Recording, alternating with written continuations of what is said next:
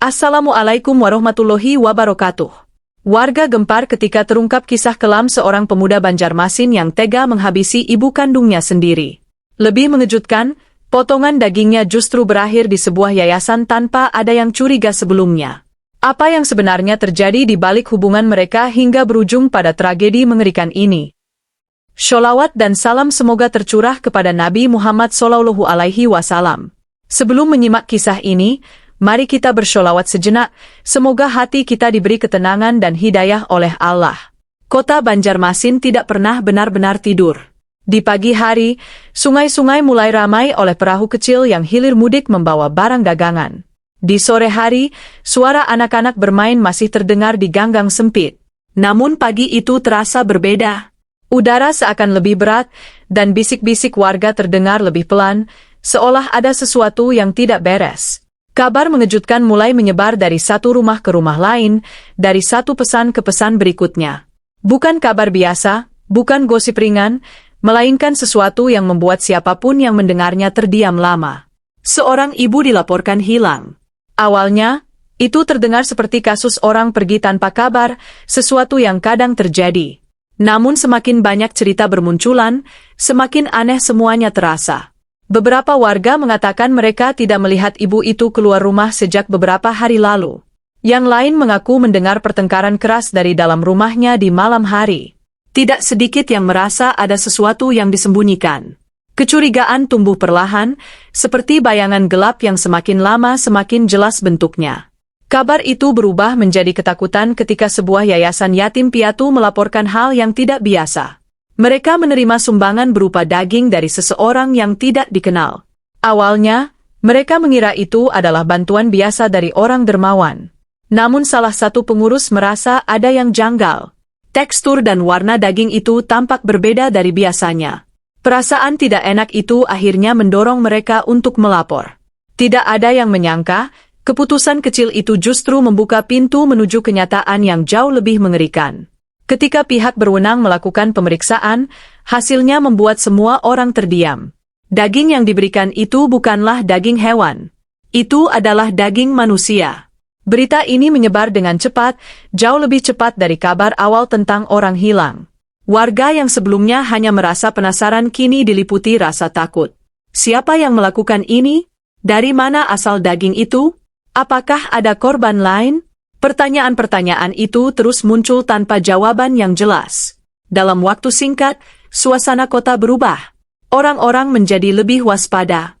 Anak-anak tidak lagi dibiarkan bermain jauh dari rumah.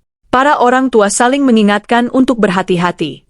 Di warung-warung, pembicaraan hanya berputar pada satu hal, kasus mengerikan ini.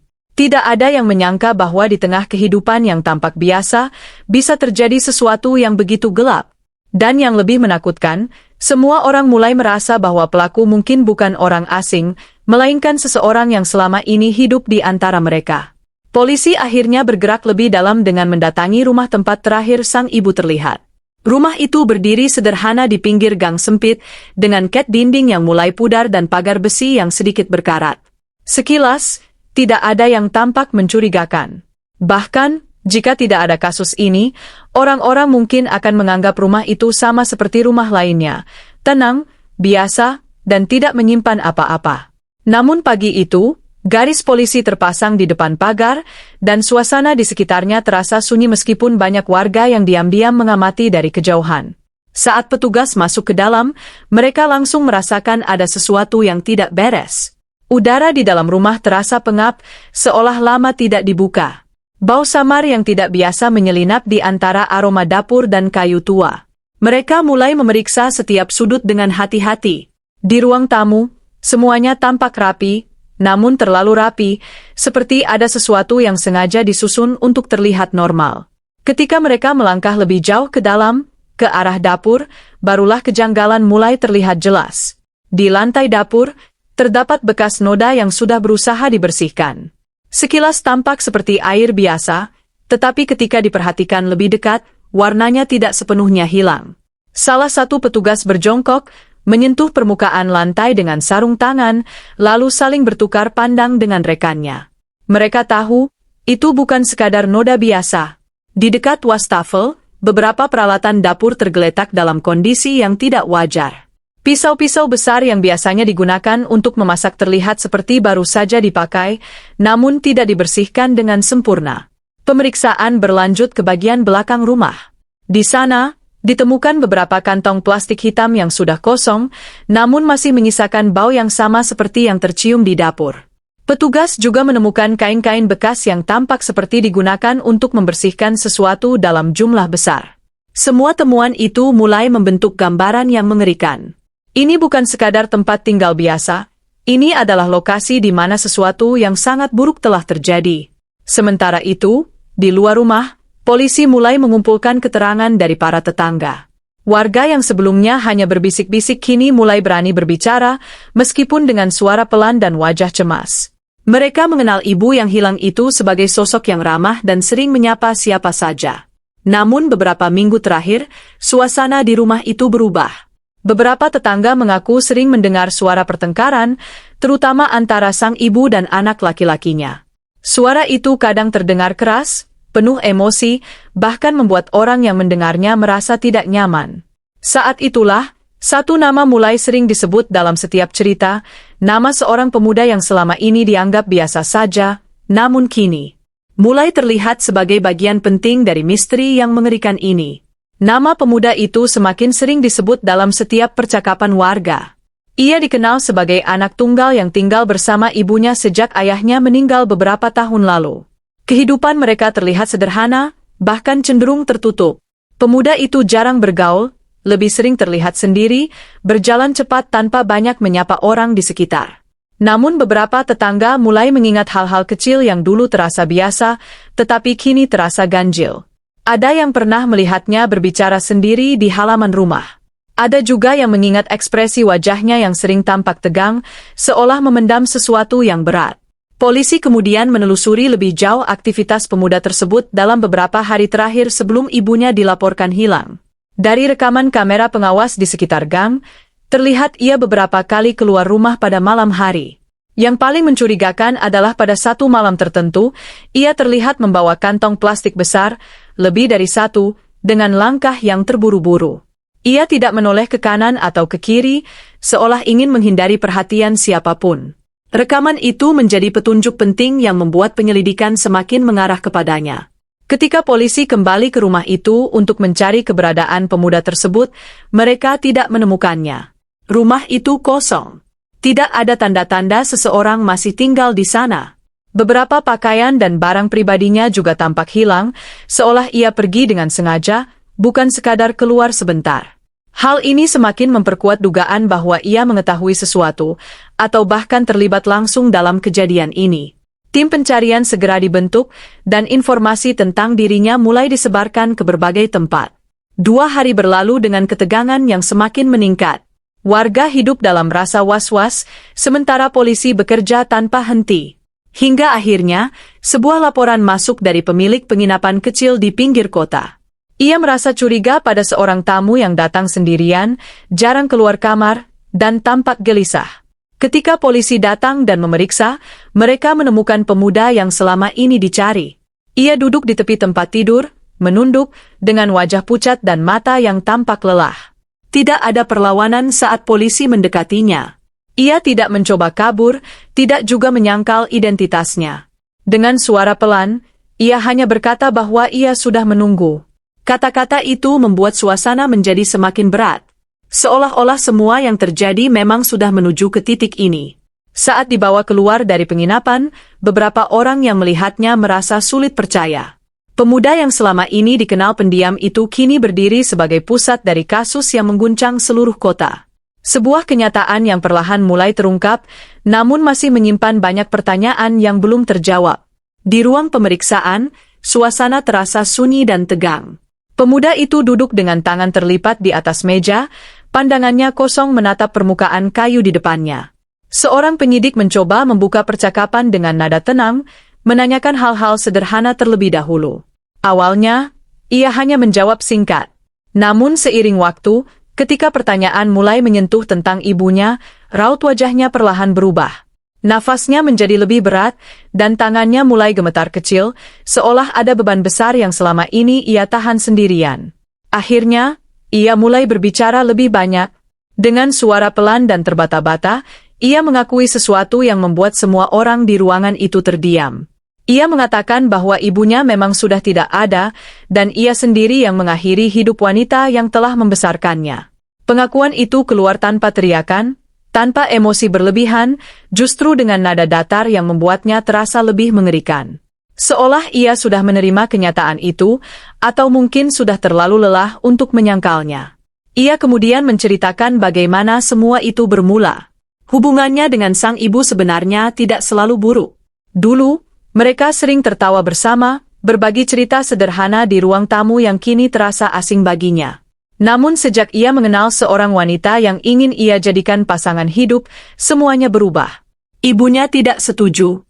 Penolakan itu bukan sekadar nasihat, melainkan penolakan keras yang disertai kata-kata yang menyakitkan.